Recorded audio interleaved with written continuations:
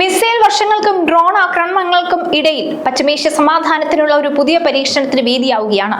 സംഘർഷഭരിതമായ ഈ മേഖലയിൽ സമാധാനം കൊണ്ടുവരാൻ വാഷിംഗ്ടണും ഇസ്ലാമാബാദും തിരക്കിട്ട നീക്കങ്ങൾ നടത്തുന്നു.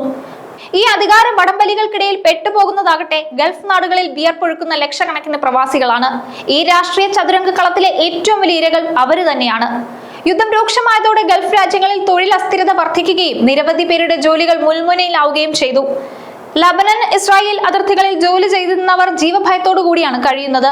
വിമാന സർവീസുകൾ വെട്ടിക്കുറച്ചതോടെ നാട്ടിലേക്ക് മടങ്ങാൻ ആഗ്രഹിക്കുന്നവർക്ക് ഭീമമായ ടിക്കറ്റ് നിരക്ക് നൽകേണ്ടി വരുന്നു.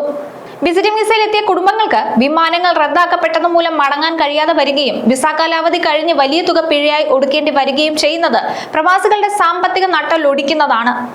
ശമ്പളം മുടങ്ങുന്നതും വിപണിയിലെ വിലക്കയറ്റവും സാധാരണക്കാരായ പ്രവാസികളെ കടുത്ത ദാരിദ്ര്യത്തിലേക്ക് തള്ളിവിടും. അതേസമയം അടുത്ത ആഴ്ച വാഷിംഗ്ടണിൽ അമേരിക്കൻ, ഇസ്രായേൽ പ്രതിനിധികളുമായി കൂടിക്കാഴ്ച നടത്താൻ ലെബനൻ തീരുമാനിച്ചതായിട്ടാണ് പുറത്തുവരുന്ന വിവരം. ഈ കൂടിക്കാഴ്ചയിൽ എടുക്കുന്ന തീരുമാനങ്ങൾ പ്രവാസികളെ സ്വാധീനിക്കുന്നത് കൂടിയാണ്. ഇസ്രായേലുമായി സമാധാന കരാറിൽ എത്തുന്നതിന് മുൻപ് നിലവിലെ സംഘർഷങ്ങളിൽ ഒരു വെടിനിർത്തൽ അനിവാര്യമാണെന്ന് ലെബനൻ വ്യക്തമാക്കിയിരുന്നു. ചർച്ചയുടെ തീയതി സംബന്ധിച്ച് ഔദ്യോഗിക സ്ഥിരീകരണം ഇതുവരെ വന്നിട്ടില്ല. സാധാരണഗതിയിൽ ഉന്നതതല നയതന്ത്ര ചർച്ചകളിൽ മധ്യസ്ഥത വഹിക്കാത്ത പാകിസ്ഥാൻ ഇത്തവണ അപ്രതീക്ഷിതമായി പ്രധാന പങ്ക് വഹിക്കുകയാണ്. പാക് പ്രധാനമന്ത്രി ഷഹബാസ് ഷെരീഫ്, വിദേശകാര്യമന്ത്രി ഇഷാദ് ധാർ, സൈനിക മേധാവി ഫീൽഡ് മാർഷൽ അസീം മുനീർ എന്നിവർ വിവിധ ലോക നേതാക്കളുമായി ആശയവിനിമയം നടത്തി വരികയാണ്. ഇറാനുമായും അമേരിക്കയുമായും ഒരേപോലെ പുലർത്തുന്ന നല്ല ബന്ധമാണ് ഇതിന് പ്രധാന കാരണം. ഇസ്ലാമാബാദിലെ ഇറാൻ-US ചർച്ചകൾ ഫെബ്രുവരി 28 മുതൽ തുടരുന്ന രൂക്ഷമായ പോരാട്ടത്തിന് 14 ദിവസത്തെ വെടിനിർത്തൽ പ്രഖ്യാപിച്ചതിന് പിന്നാലെയാണ് പാകിസ്ഥാനിൽ നിശ്ചയിച്ചിരിക്കുന്നത്. അമേരിക്കയും ഇറാനും തമ്മിൽ 2 ആഴ്ചത്തെ താൽക്കാലിക വെടിനിർത്തൽ പ്രഖ്യാപിച്ചെങ്കിലും ഇസ്രായേൽ തുടരുന്ന ആക്രമണങ്ങളും സമാധാന ശ്രമങ്ങളെ അസ്ഥിരമാക്കുന്നുണ്ട്. സമാധാന കരാറിൽ ലബനനെ ഉൾപ്പെടുത്തിയിട്ടില്ലെന്ന ബെഞ്ചമിൻ നെതന്യാഹുവിന്റെ നിലപാടും അതിനെ പിന്തുണയ്ക്കുന്ന ഡൊണാൾഡ് ട്രംപിന്റെ വാക്കുകളും സ്ഥിതിഗതികൾ കൂടുതൽ സങ്കീർണമാക്കുന്നതാണ്. ഹോർമൂസ് കടലിടുക്കിലൂടെ പോകുന്ന എണ്ണക്കപ്പലിൽ നിന്ന് ഇറാൻ ട്രോൾ ഈടാക്കാൻ ശ്രമിക്കുന്നു എന്ന റിപ്പോർട്ടുകളാണ് US പ്രസിഡന്റ് ഡൊണാൾഡ് ട്രംപിനെ രൂക്ഷമായി പ്രതികരിക്കാൻ പ്രേരിപ്പിച്ചത്. ഇറാൻ ഫീസ് ഈടാക്കുന്നുണ്ടെങ്കിൽ അത് ഇപ്പോൾ തന്നെ നിർത്തുന്നതാണ് നല്ലത് എന്ന് ട്രംപ് ട്രൂത്ത് സോഷ്യലിലൂടെ മുന്നറിയിപ്പ് നൽകി. ഇറാനും US അംഗീകരിച്ച വെടിനിർത്തൽ നിലവിൽ അതീവ ദുർബലമായ അവസ്ഥയിലാണ്. ലബനനിൽ ഇസ്രായേൽ നടത്തിയ ആക്രമണങ്ങളിൽ 300ഓളം പേർ കൊല്ലപ്പെട്ടത് സമാധാന ചർച്ചകളെ പ്രതികൂലമായി ബാധിക്കും. ചർച്ചയ്ക്കായി ഇറാൻ പ്രതിനിധികൾ ഇസ്ലാമാബാദിലേക്ക് എത്തുന്നതിൽ കാണിക്കുന്ന കാലതാമസം സമാധാന ശ്രമങ്ങളിൽ അനിശ്ചിതത്വം സൃഷ്ടിക്കുന്നതാണ്.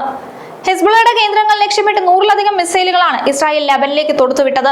ലബനനിലെ ജനവാസ മേഖലകളിൽ ഉൾപ്പെടെ ഇസ്രായേൽ സൈനിക നടപടി തുടരുന്നത് ഇറാനെ പ്രകോപിപ്പിക്കുന്നുണ്ട്.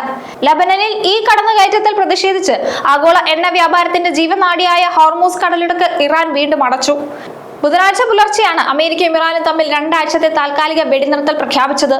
ഇതനുസരിച്ച് ഹോർമൂസ് കടലിടുക്ക് തുറന്നു നൽകാനും ആഗോള ഊർജ്ജ വിതരണം പുനഃസ്ഥാപിക്കാനും ഇറാൻ സമ്മതിച്ചിരുന്നു. ആയുധങ്ങൾ നിശബ്ദമാകണമെങ്കിൽ നയതന്ത്ര ചർച്ചകൾ വിജയിക്കുക തന്നെ വേണം. എന്നാൽ സമാധാന ശ്രമങ്ങൾ വ്യക്തിപരമായോ രാഷ്ട്രീയമായോ ഉള്ള ലാഭങ്ങൾക്കായി ഉപയോഗിക്കപ്പെടുന്നത് അപകടകരമാണ്. പാകിസ്ഥാന്റെ മധ്യസ്ഥതയിലുള്ള ചർച്ചകൾ വെറും പ്രഹസനമായി മാറാതെ ഗൾഫ് മേഖലയിലെ സമാധാനത്തിന് ഗുണകരമാകുമോ എന്നാണ് ലോകം കാത്തിരിക്കുന്നത്.